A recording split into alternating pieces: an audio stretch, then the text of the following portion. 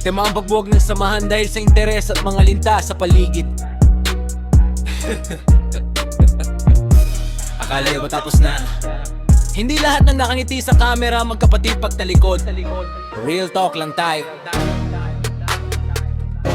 walang personalan, pero katotohanan to.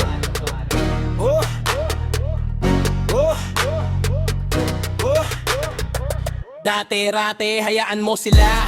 Ngayon nasaan na sila?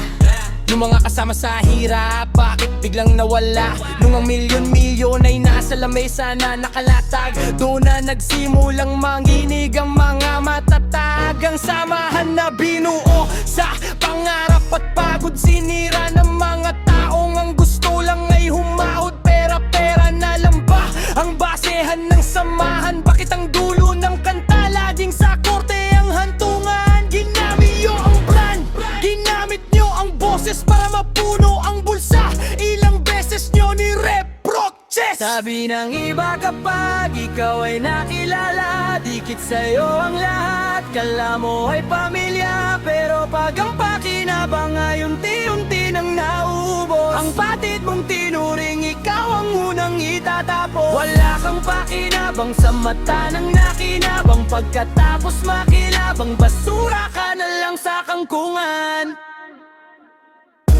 Real talk, ang daming nakisawsaw na di naman marunong mag-rap. Nakasakay lang sa hype, nakikain sa sarap. Yung mga linta sa paligid na ang galing magmanipula. Kayo ang dahilan kung bakit ang samahan ay nagmura. Kontrata na dekahon, pirmahan na walang tinginan. Nanayo ba di namin alam ang inyong mga gahaman? Isang dekadang pinaghirapan, isang iglap lang na buwag. Dahil sa mga taong sa pera lang ang laging tawag niyan kayo. Nung hayaan mo sila ay trending, nung nagkadimandahan na saan yung mga tropa na laging pending.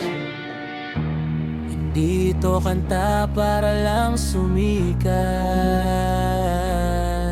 ito ay para sa mga taong ang bituka ay baliktad. Pinakain mo sa palad mo pero kamay mo ang kinagkan. Yan ang hirap pag ang pakinabang ang naging ugat. Yan ang hirap pag ang pakinabang ang naging ugat. Ang XB ay hindi lang basta grupo, yan ay simbolo ng mga batang galing sa wala na naging idolo. Pero sayang ang legasya kung puro drama ang laman, kung ang bawat miyembro ay may kanya-kanyang nakaraan. Balang araw, titingin kayo sa salamin, itatanong nyo sa sarili, ano ba ang natira sa akin? Yung pera mauubos, yung fame ay lilipas, pero yung pangalang dinungisan nyo, yan ang di na mabubura ng bakas. Pakinabang mo, yan ang tawag sa inyo, mga user na nagbalat kayo na parang santo. Hugas kamay na parang